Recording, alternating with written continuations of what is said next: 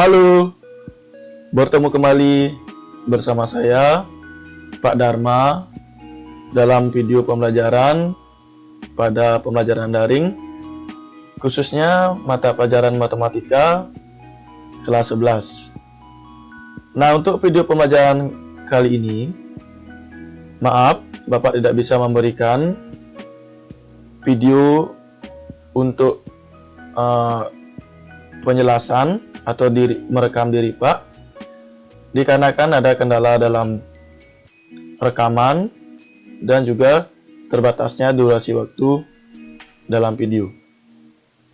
Tapi untuk materi kali ini tetap Bapak berikan penjelasan hanya melalui audio saja.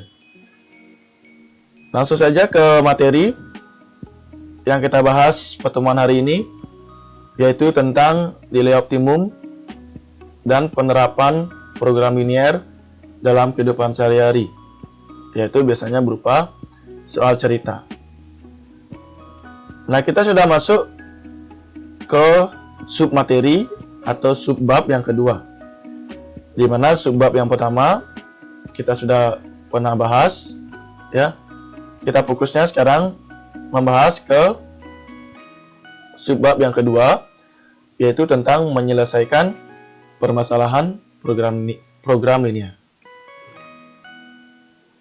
Oke, untuk yang pertama yaitu nilai optimum, di mana nilai optimum itu yang akan kita bahas nanti berkaitan dengan nilai maksimum, nilai minimum, dan fungsi tujuan. Di mana fungsi tujuan itu biasanya disimbolkan dengan f dalam kurung x, y, atau di beberapa sumber, di beberapa buku juga ada menuliskan fungsi tujuan atau fungsi kendala dengan simbol Z. Ya, untuk kali ini Pak hanya mengambil simbol F dalam kurung X, Y. Selanjutnya ke langkah-langkah. Dalam langkah-langkah menentukan nilai optimum suatu sistem pertidaksamaan linear dua variabel, ada 3 langkah yang akan anak-anak perlu diikuti. Di mana langkah yang pertama yaitu menggambar garis pembatas atau grafik SPT-LDV. Nah, pada langkah pertama ini sudah pernah anak-anak lakukan, yaitu biasanya dalam menentukan daerah penyelesaian SPT-LDV, yaitu sudah pernah Pak jelaskan pada video-video pembelajaran sebelum-sebelumnya. Untuk langkah yang kedua, yaitu menentukan daerah penyelesaian. Kalau sudah menggambar grafik, masih anak menentukan daerah penyelesaian. Yang ketiga, yaitu melakukan uji titik pokok. Nah, pada langkah ketiga ini adalah langkah yang belum pernah Pak jelaskan, tapi akan Pak jelaskan pada pertemuan hari ini. Dalam menentukan uji titik pokok, ya, ada beberapa catatan yang perlu anak-anak ketahui, di mana titik pojok, ya, uji titik pojok maksudnya, uji titik pojok adalah titik yang membatasi atau titik yang menjadi batas daerah yang diarsir atau DP. Ya, untuk ilustrasi gambarnya nanti di contoh soal akan Bapak berikan. Yang kedua, catatan yang perlu kalian pahami, jika titik pojok merupakan titik potong antara dua garis, maka dapat dicari titik potongnya dengan menggunakan metode eliminasi. Nah, metode eliminasi ini sudah pernah anak-anak dapatkan di kelas 10, di SMP juga sudah pernah kalian dapatkan. Tapi jika kalian lupa mengenai metode eliminasi, nanti di contoh soal Pak jelaskan kembali bagaimana sih metode eliminasi, dan juga ada substitusi. Dalam menentukan titik potong ini adalah kombinasi antara eliminasi dengan substitusi. Oke. Langkah yang kedua yaitu model. Langkah yang kedua yaitu tentang permasalahan program linear.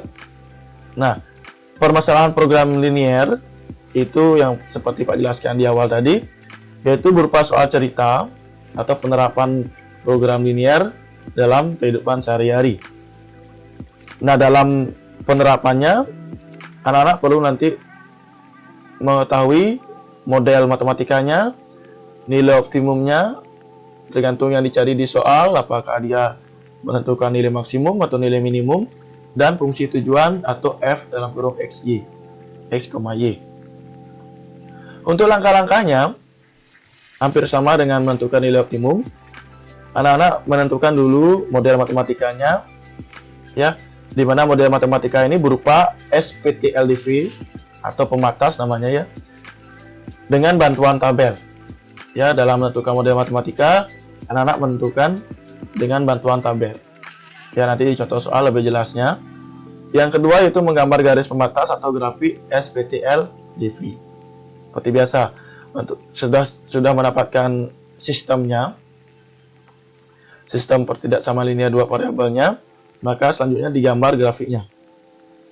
Yang ketiga yaitu menentukan daerah penyelesaian. Yang keempat, melakukan uji titik pojok.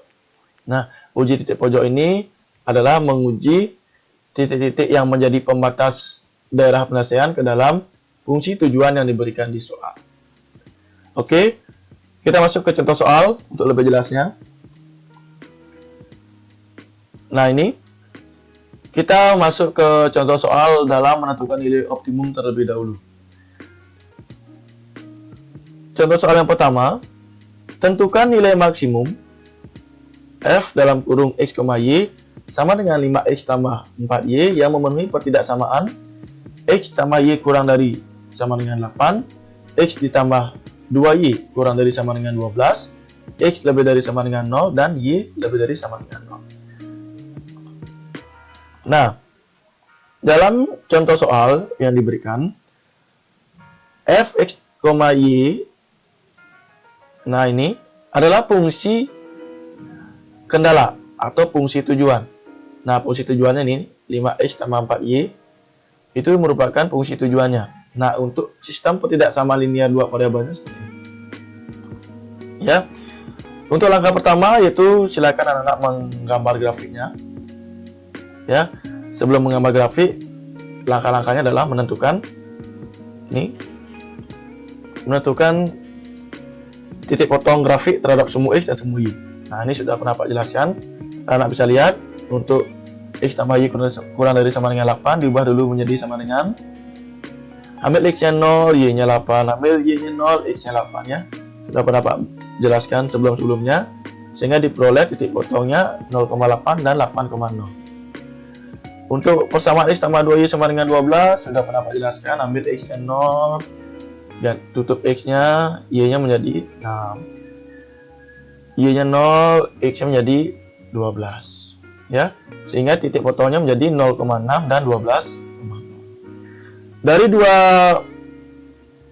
pasangan titik yang diberikan, anak gambar garis lurus, yaitu tadi menghubungkan 0,6 dan 12,0 di sini. Tarik garisnya, dan 0,8 dengan 8,0 tarik garisnya. Ya, setelah diarsir, nah ini Pak tidak akan menjelaskan kembali caranya mengarsir, sudah pernah Pak jelaskan sebelumnya. Silakan buka kembali catatan kalian. Ini mendapatkan daerah arsirannya. Ya, daerah arsiran ini terdiri dari 4 titik pojok, yaitu yang ini 0,0, 8,0, ini belum diketahui titiknya, sehingga kita misalkan x, y. Yang terakhir yaitu 0,6. Nah, dari 4 titik pojok yang diberikan, sebelum kalian menguji titik pojoknya, anak-anak perlu mencari titik pojok yang ini dulu. Perpotongan antara garis x tambah y sama dengan 8 dengan x tambah 2y sama dengan 12. Caranya menggunakan metode eliminasi. Nah, metode eliminasi ini adalah menghilangkan salah satu variabel dari dua persamaan yang diberikan, yaitu x tambah y sama dengan 8, ini dia persamaannya, x tambah 2y sama dengan 12, ini dieliminasi. Nah, caranya eliminasi, kalian lihat dulu mana koefisien variabelnya yang sama. Kalau kalian lihat y, itu koefisiennya berbeda. Di sini koefisiennya 1, di sini koefisiennya 2, berbeda. Nah, dalam metode eliminasi, kalian lihat mana koefisiennya yang sama, itulah yang akan dieliminasi. Lihat koefisien X ternyata sama koefisiennya, berarti kita eliminasi X. Hilangkan X-nya berarti dikurang. X dikurangi X kan 0, habis hilang ya. Selanjutnya Y dikurangi 2Y berarti min 1Y. Atau bisa dituliskan min Y atau negatif Y. Selanjutnya 8 dikurangi 12 sama dengan negatif 4. Negatif Y sama dengan negatif 4. Kedua ruas negatif 4. Kedua ruas sama-sama negatif, berarti bisa dihilangkan negatifnya atau dibagi min 1 sehingga diperoleh Y sama dengan 4. Sehingga titik pojok yang ini X, Y ini diperoleh Y-nya sama dengan 4. Nah, sekarang kita cari X-nya. Untuk mencari X, kalian perlu substitusi nilai Y yang kalian peroleh, yaitu Y sama dengan 4. Substitusi ke salah satu persamaan. Boleh ke X tambah Y sama dengan 8. Boleh ke X tambah 2Y sama dengan 12. Nah, Pak substitusi ke persamaan yang pertama, yaitu X tambah Y sama dengan 8. Maksudnya substitusi, yaitu diganti. Y sama dengan 4 diganti ke dalam persamaan X tambah Y sama dengan 8. Sehingga diperoleh X tambah, Y tadi kan ini Y, diganti dengan 4. X tambah 4 sama dengan 8. Sehingga X sama dengan 4-nya pindah ke ruas kanan menjadi 8 dikurang 4. Sehingga diperoleh X sama dengan 4. X diperoleh 4, Y diperoleh 4 juga. Sehingga titik pojok yang ini adalah 4,4.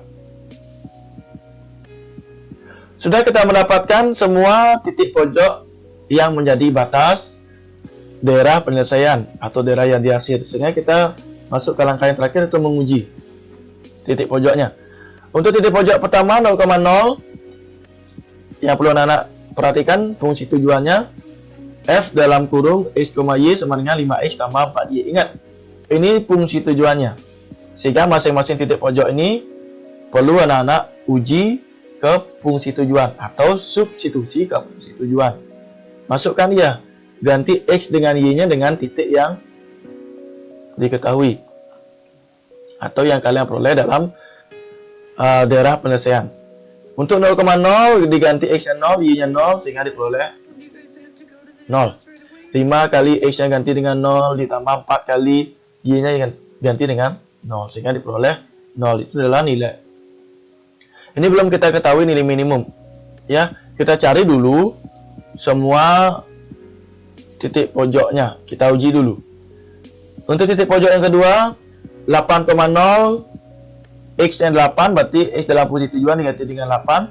5 kali 8 ditambah 4 kali 0 sehingga 5 kali 8 adalah 40. Ditambah 4 kali 0 adalah 0 sehingga 40 tambah 0 sehingga diperoleh 40. Selanjutnya titik pojok 4,4, 5 kali 4 ditambah 4 kali 4 memperolehkan hasil 36 sehingga 0,6 yang terakhir titik pojok 0,6 seperti sama dengan titik pojok yang di atasnya.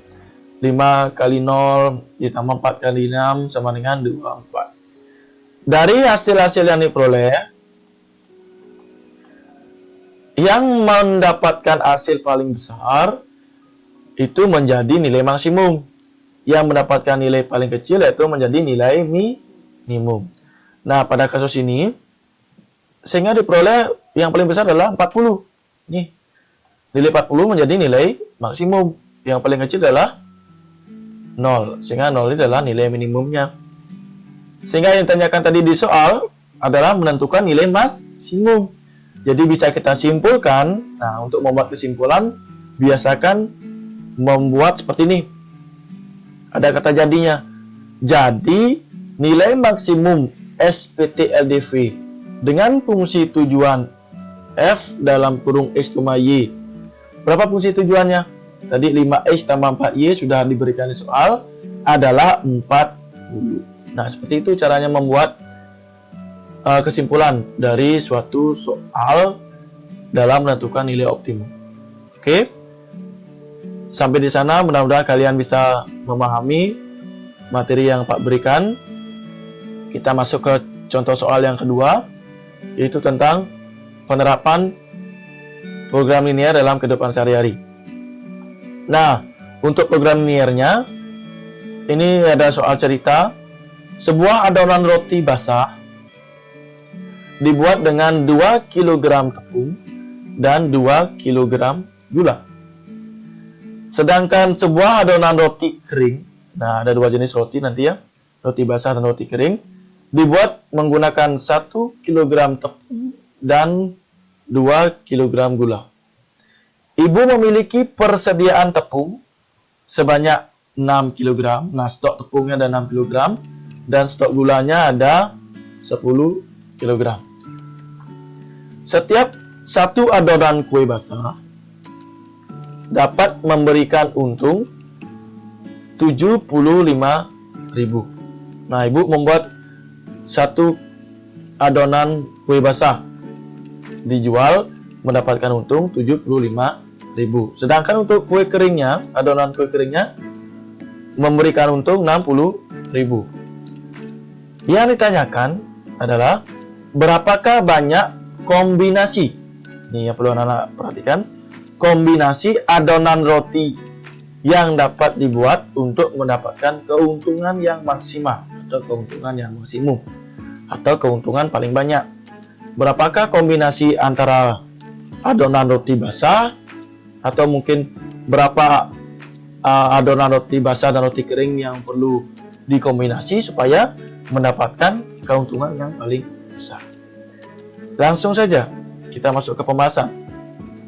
Nah, untuk penyelesaiannya perlu anak-anak mas buatkan ya, perlu anak buatkan model matematika, di mana dalam membuat model matematika anak-anak perlu mau misalkan. Nah, yang dimisalkan tadi ada dua jenis adonan, yaitu adonan roti basah dan adonan roti kering. Untuk adonan roti basah kita misalkan dengan X, adonan roti kering kita misalkan dengan Y. Nah, seperti Pak jelaskan di langkah-langkah model matematikanya, ada kita gunakan bantuan tabel. Di mana dalam tabel anak-anak perlu isi bahannya ada apa saja, tepung dan juga ada gula. Nah, di bawah bahan yang perlu anak-anak buat yaitu adonan. Adonannya kan ada dua, adonan roti basah, adonan roti kering. Roti basah anak-anak misalkan tadi X, roti kering dimisalkan tadi Y. Ya, di bawahnya ada persediaan atau stok ya, bisa dibuat sini persediaan atau stok bahannya maksudnya. Di bawahnya baru yang paling bawah yaitu model matematika. Nah, sesuaikan sekarang bahannya ada tepung. Di mana tepung ini untuk membuat roti basah tadi ada membuat adonan roti basah tadi ada 2 kg tepung, dibutuhkan 2 kg tepung dan 2 kg gula. Untuk membuat adonan roti kering ada 1 kg tepung dan 2 kg gula. Nah, sekarang persediaannya. Untuk tepung tadi stoknya ada 6 kg, untuk gula ada stoknya 10 kg. Nah, dari sini anak bisa lihat, nah yang namanya stok berarti tidak boleh lebih dari, misalkan stok tepung 6 kg, tidak boleh lebih dari 6 kg. Sehingga tanda pertidaksamaannya menjadi kurang dari sama dengan. Karena paling banyak stok tepung itu ada 6. Ya, sehingga bisa dibuat model matematikanya. Nah, gini caranya, yang segaris, yang satu kolom maksudnya. Ya, bisa dibuat model matematikanya yaitu 2X, ya 2 tepung, 2 kg tepung. Untuk roti basah X ditambah 1 kg tepung untuk roti kering Y, maka diperoleh 2X ditambah Y, 1Y, atau dituliskan dengan Y, kurang dari sama dengan 6. Untuk pertidaksamaan yang kedua, yaitu 2X ditambah 2Y kurang dari sama dengan 10. Jika menemukan pertidaksamaan yang bisa disederhanakan, silakan disederhanakan. Ini bisa disederhanakan, semuanya dibagi, kedua ruas dibagi 2, sehingga diperoleh X ditambah Y kurang dari sama dengan 5. Ya, sehingga kita bisa membentuk model matematikanya atau SPT-LIV-nya, yaitu X ditambah Y kurang dari sama dengan 5, 2X ditambah Y kurang dari sama dengan 6. Nah, ini ada syaratnya, ya, pertidaksamaannya. Tadi dimisalkan X itu adalah adonan roti basahnya, sehingga adonan roti basah itu tidak ada nilainya yang negatif. Sehingga di syaratnya di sini harus adonan roti basahnya lebih dari sama dengan 0. Ya, 0 adonan roti basah boleh, tapi tidak boleh bernilai negatif. Kan tidak ada banyak adonan roti itu bernilai negatif 1, negatif 2, kan tidak ada. Makanya harus ada syaratnya X lebih dari sama dengan 0 dan Y lebih dari sama dengan 0. Untuk adonan roti basahnya dimisalkan X, adonan roti keringnya dimisalkan Y. Dan dari model matematika yang anak-anak buat sudah dapatkan ini, yaitu berbentuk SPT-LDV. Sekarang kita menentukan fungsi tujuannya. Untuk fungsi tujuan disimbolkan F dalam kurung X, Y, yaitu kita menggunakan keuntungan yang diperoleh, yaitu keuntungan membuat adonan roti basah yaitu 75.000, sedangkan untuk membuat adonan roti kering adalah 60.000, sehingga terbentuk fungsi tujuan yaitu 75.000 X ditambah 60.000 Y. Nah, kita langsung ke membuat daerah penyelesaiannya, yaitu seperti biasa anak-anak buat titik potong dari persamaan ini X dari persamaan